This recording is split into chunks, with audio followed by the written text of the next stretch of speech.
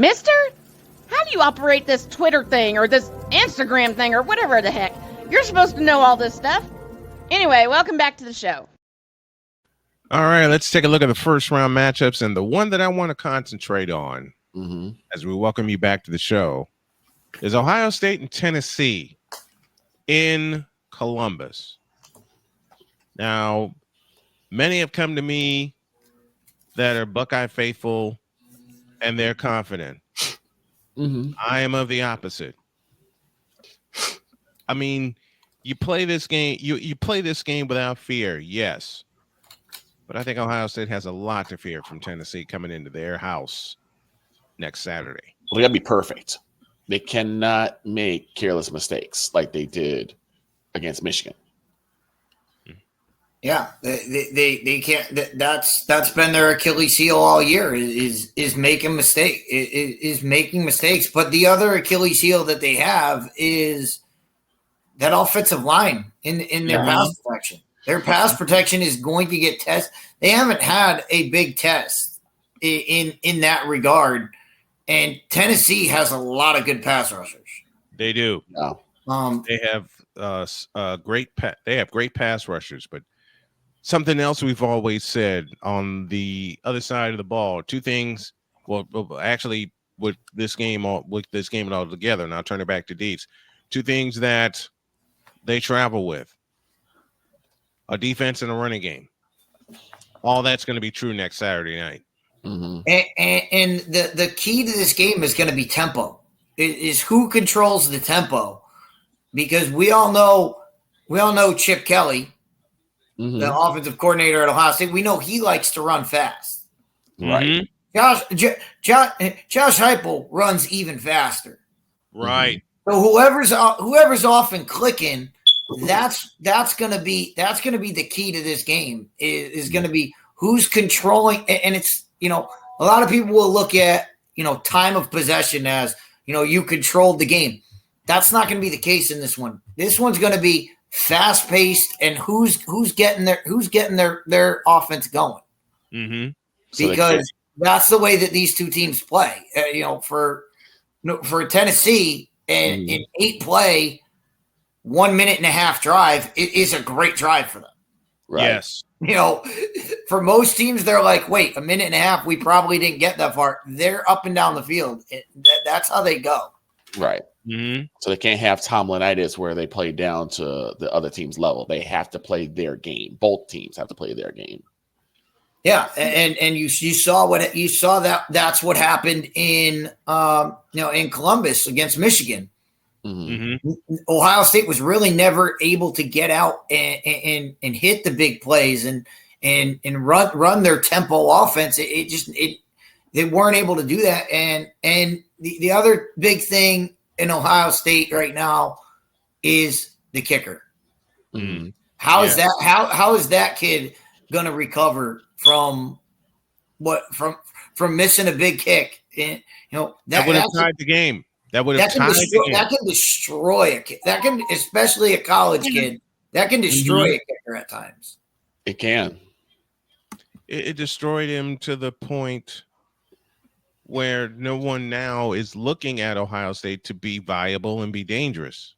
I'm not looking at them that way either. And all you have to do is look at their performance against Michigan. But to bring up something that you've said before, DIETZ, look at their offensive line. Yeah, the problems they've had on the line. And they make up for a lot. They make up for a lot of that. A lot of their offensive line they make up by getting a lot of those quick throws out. A lot of their big plays are yards after the catch. And that's one thing that Ekuba, he's great after the catch. Right. But and he's a great guy. He's a great route runner. You got Jeremiah Smith, who is an amazing talent. But they have to be able to get down the field. If they can't get 10 yards down the field, you have to find ways to get them the ball. Get them the ball in space.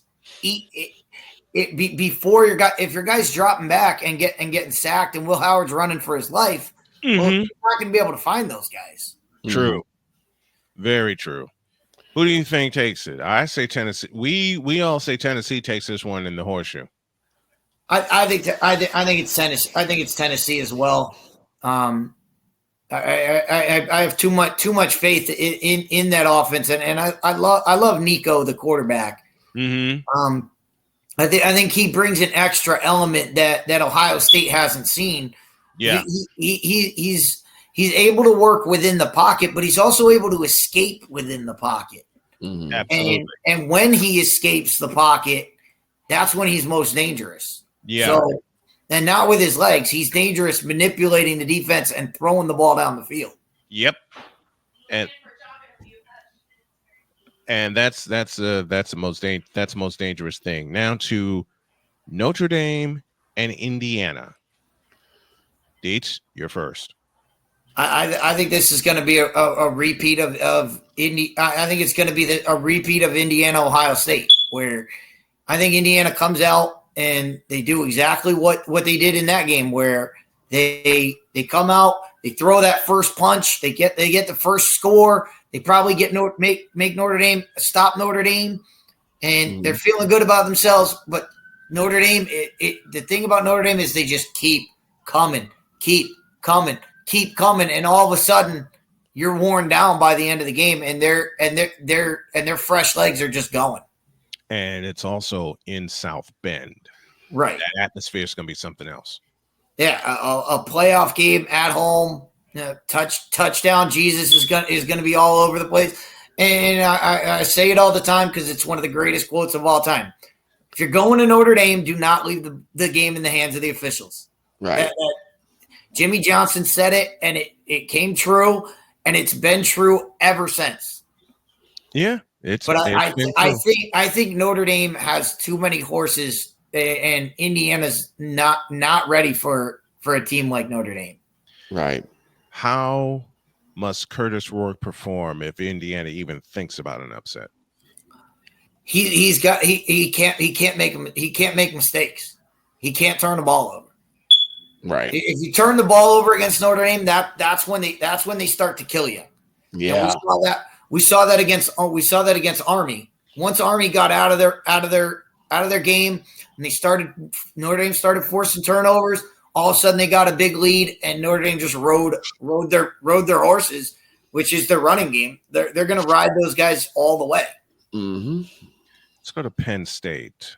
SMU and Penn State. And DIETZ, I'll start with you. Your thoughts on that game? I like Penn State in this one. I know a lot of people are going to look at what SMU did in the fourth quarter against Clemson. What I look at, which is the real SMU team? Right. Is it the fourth quarter team or is it the team that fell down 21-3? Because if they fall down to Penn State, again, Penn State is going to run the football. They've got a great running game.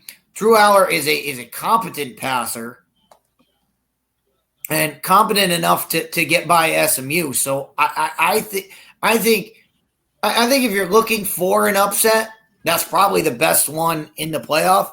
SMU probably has the best chance to go because going into this isn't like going in facing Joe Pa. In Happy Valley, it's winnable. It's winnable in Happy Valley now. And there's the case of one James Franklin. Yeah, that's a winnable place now. It's not like we're talking about with Notre Dame. It's not like we're talking about with the horseshoe where it's rocking. It really does. Happy Valley really doesn't scare people anymore. No. And part of that is because most of what Penn State does is on offense. It's not the defense that it used to be. Mm-hmm. So that plays a lot into it. I mean, they haven't been linebacker U for a while now. Right. So, so that tells you a lot. But I think Singleton, the running back, awesome. He's just awesome. So I think Penn State has a lot. And like I said, I like that kid tight end, the tight end that they have lined up at quarterback for reasons. I still have no idea why you snap the ball to the tight end playing quarterback. It's fantastic.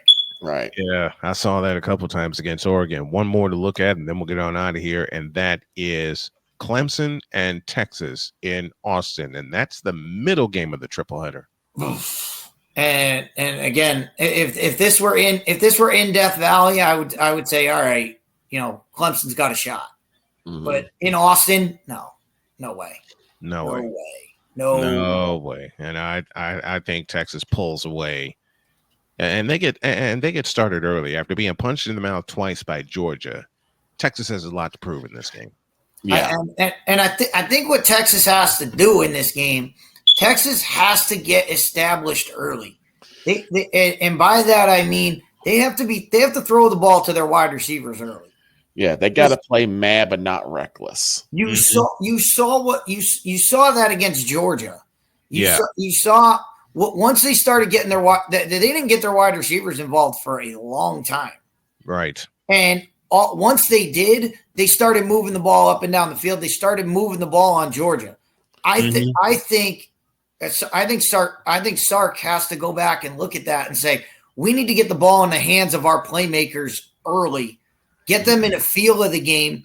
Then we can start running the ball. We can start running our screens that they do so well. They can start doing that when they spread the field out a little bit. Mm-hmm. It's going to be something to look at. It's all about the college football playoff. But we forgot about the best game coming up. Oh. The game I'm interested in is on Saturday. Army Navy. That's the best it is college football at its best. Why couldn't that be a playoff game, man? Yeah, I know, and we're gonna see. Bryson Daly. I mean, what this kid does at quarterback is so much fun to watch. I don't care if he's running. I don't care if he's throwing. I don't care what he's doing. He makes the game fun. Should be a Heisman candidate. We never got a chance to discuss this with you. The floor now. He should be in there. He's going to be the leading NCAA. He's going to lead the NCAA in touchdowns. Mm-hmm. He right now he's tied, and they are -1 game. Yes, and but you always know it doesn't matter. Army's playing great. Navy had a good season, not a great season, but none of that matters. None of that matters on Saturday.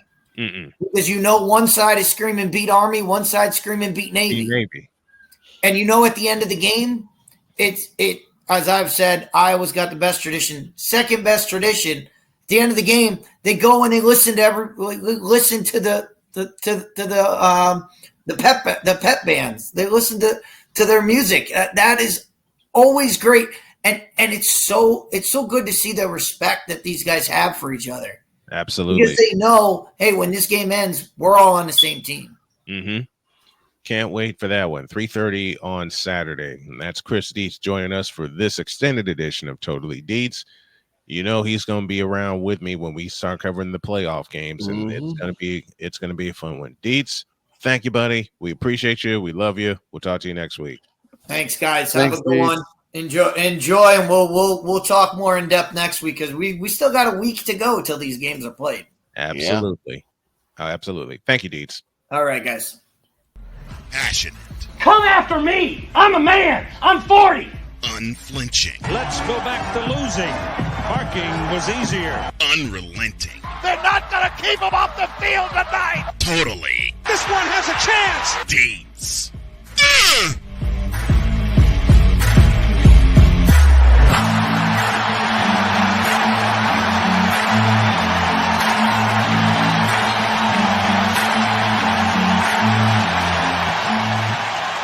That's not just a murmur, that's a full-blown fibrillation.